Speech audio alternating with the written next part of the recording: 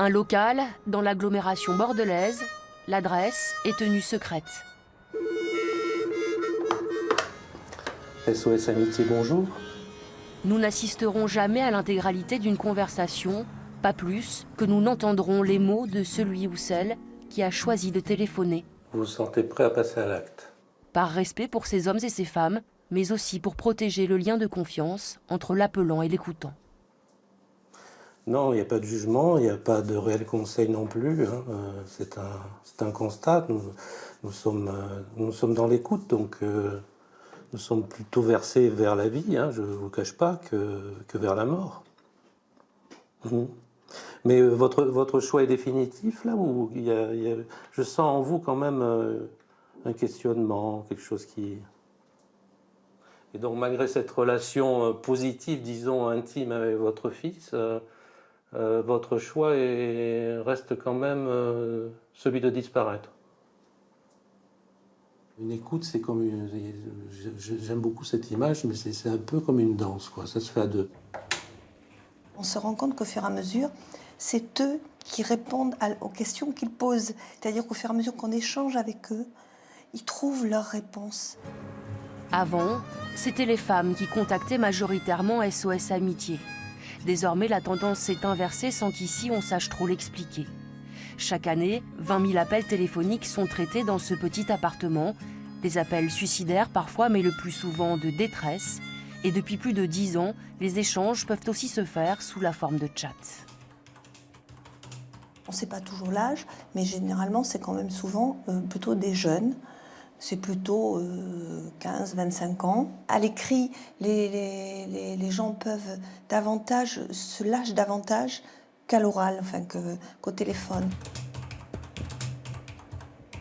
Et donc cette boîte de somnifères, elle est à côté de vous?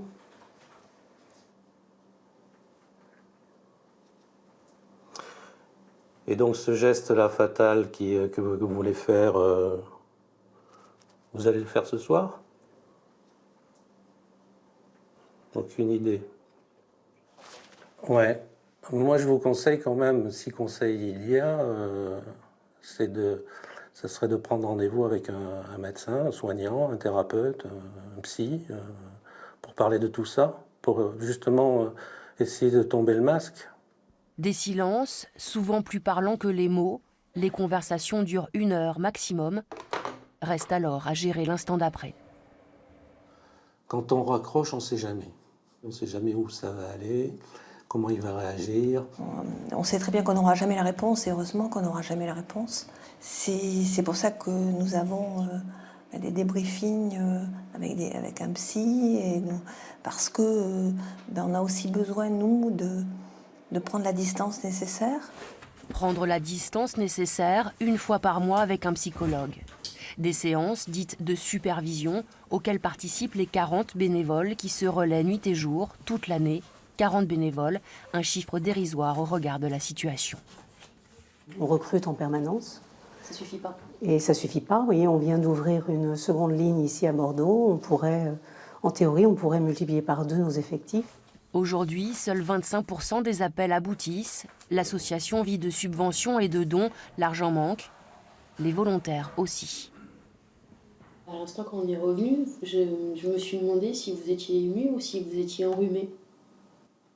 Les deux. Il m'arrive d'être ému, oui, bien sûr. Vous vous sentez femme alors que vous êtes un homme, c'est ça? Oui. Vous travestir, vous allez dire. C'est ça? Et est-ce que cette sexualité-là de femme, est-ce que vous la vivez? Oui. Ça vous a plu? Et vous prenez plus de plaisir à jouer ce rôle-là que celui d'homme? Personne ne sait. Ah oui, personne ne sait. Faute de postulants en nombre suffisant, une seule session de formation initiale est dispensée chaque année lorsqu'il faudrait en organiser 2. Des formations absolument nécessaires pour la suite du parcours. Il y a une formation, après la formation initiale, on a une rencontre avec un psy, on a une séance face à un psy qui juge si on est apte, trop fragile, voilà. Mais en règle générale, je pense que c'est quelque chose que l'on ressent. Si on est trop fragile, on arrête. Ça vous est arrivé d'hésiter, de vous dire ah? Au tout début, j'ai passé quelques nuits sans sommeil, oui. Des appels qui revenaient, qui m'avaient perturbé. Mais en général, les appels perturbants sont là parce qu'ils résonnent en vous, parce que ça vous rappelle à certaines choses de vous-même. Donc voilà. Peut-être que j'ai vécu certaines choses dans le silence et que l'âge aidant, je me suis dit qu'il fallait ouvrir certaines portes. Oui. D'avoir cette expérience-là, d'avoir cette... je suis plus la même, c'est-à-dire qu'il me semble que avant d'être à SOS, avant d'avoir pris cet engagement, avant d'avoir... Il me semble que j'étais quelqu'un qui pouvait avoir des jugements, qui pouvait avoir des... et aujourd'hui, je me dis, mais en fin de compte, de quel droit ?